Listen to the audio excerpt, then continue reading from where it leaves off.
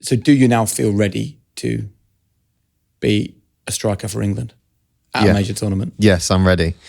I've had one of my best seasons, well, undoubtedly my best season this year, and I feel like I'm confident in myself and my ability, and there's not a better time for me to go into a tournament, having a season like I've had this year.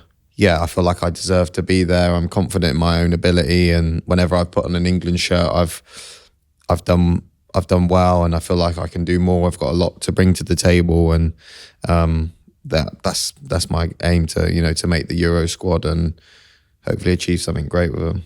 Because when we interviewed Gareth Southgate, he spoke to us about Jude Bellingham, and he had that lovely phrase where he said he's incredibly respectful off the field, but he shows no respect when he goes on it. How do you sort of tread that line? Because we've spoken a little bit about how you do that in your club career. Yeah, and I felt like that's something that I've definitely developed. He's obviously an unbelievable player and very mature for his age, and you can see why he's got to where he is.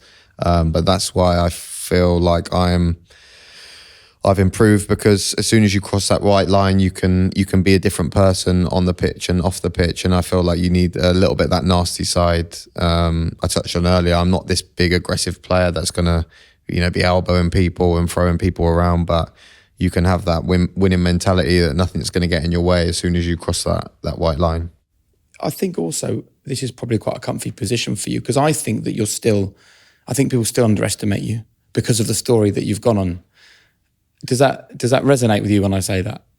Yeah, it does. I feel like people have started to talk about me more this year, and also profile-wise. My agent's always saying to me, "Oh, we need to push you profile-wise and stuff." But I'm always like, "No, it's fine. I don't care about social media or what him or her say. I want to show my teammates and my boss, as long as he's picking me, that I was happy." But now I feel like I deserve to be talked about, because I've done well, and I'm only going to get better and get to the levels that I know I can. So what would it mean then for you to put on the England jersey and represent your country at a major tournament? It would be unbelievable. I've not had that experience of tournament football, especially for your country. We play in competitions with my club and stuff like that, but represent your country is one of the biggest honours, and especially where the country's at the moment. The squad, the players that are there are top, and the season I've had personally, and I feel like there's no better time for me to do that. And you remember at the very beginning when you said we were in the Exeter Academy and Man United came in for one of the players, and it made you all think, wow. Have you thought about what it would mean for all of those young male and female footballers at non-league and League Two academies across the country to see you playing for England in the summer?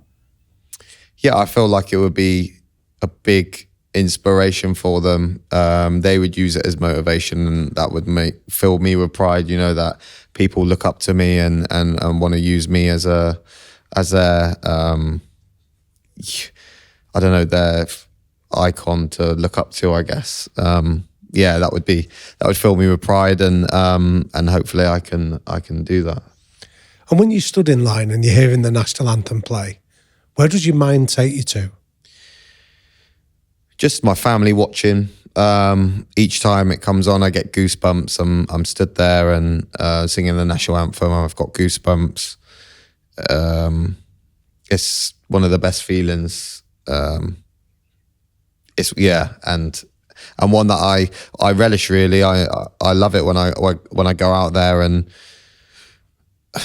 it's stuff that you've dreamt of as a kid. So to be able to put on that shirt and play at Wembley singing the national anthem is right up there. Love it. Huel has been a staple of my diet for some time, and I'm currently loving these Huel Daily A to Z vitamins. Tastes great, refreshing. Each can has 26 vitamins and minerals, offering 154 science-backed health benefits. Reduced tiredness and fatigue, normal cognitive function, healthy skin, hair and nails, and vitamin D for immunity. This is a vitamin drink that offers everything you could need it to. So what are you waiting for? Grab it right now in Tesco stores nationwide or at huel.com and let me know what you think. I look at some of the greatest football moments of people. I mean, Paul Gascoigne, probably the greatest natural talent for England. Gazza's tears is one of the most famous and most iconic images. Like, I think it's a really important thing because there's this feeling that, well, footballers have a nice life, earn some good money, drive great cars. Do they care like the fans do? But to hear you saying that you'd be in tears with a big moment, I think it's important for people to realise actually what it means to you. Yeah, and I think people have that sort of stigma of footballers thinking, oh yeah, but it's fine if they lose, they can just drive back in their nice car. But it doesn't matter what car you're in, you're still driving home thinking, we've just lost and I've had a rubbish game. It still affects you. It doesn't matter what car you're in. And I think people they have that bad stigma about footballers because obviously we're in a fortunate position and we have some nice things and we're very privileged.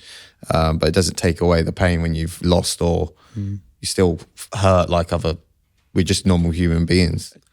That conversation about crying in the dressing room is really interesting because as you were telling me it, I remember, again, Phil Giles telling me a really nice story about you. He said, you made a lovely cup of tea.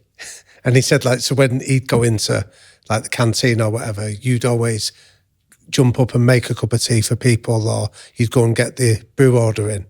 And I like the idea of somebody prepared to be the dissenter. You know, it's easy to be the macho guy who say, I'd never cry. But to be the one that goes, well, I would. Or the guy that would say, I don't care about other people, but then to go and get the drinks in for everybody. How important is it to be a dissenter in an environment like that? Yeah, I feel everyone doesn't want to be the person that would admit that. But I've always just been open and honest. And if I'm feeling a certain way, I think people respect you more rather than lying about your feelings or not admitting to feeling like that. So, I would say, look, just always be open and honest. And it's easy to, when you're in a male environment, to want to be that macho kind of person. But I think it takes a real man to speak up and be open and honest. And we've had conversations on this show with Mikel Antonio talking about deciding he no longer wanted to play football. He was out of love with the game and going to therapy. We've had conversations with people in all sorts of different sports about the importance of talking and being true to yourself and being yourself.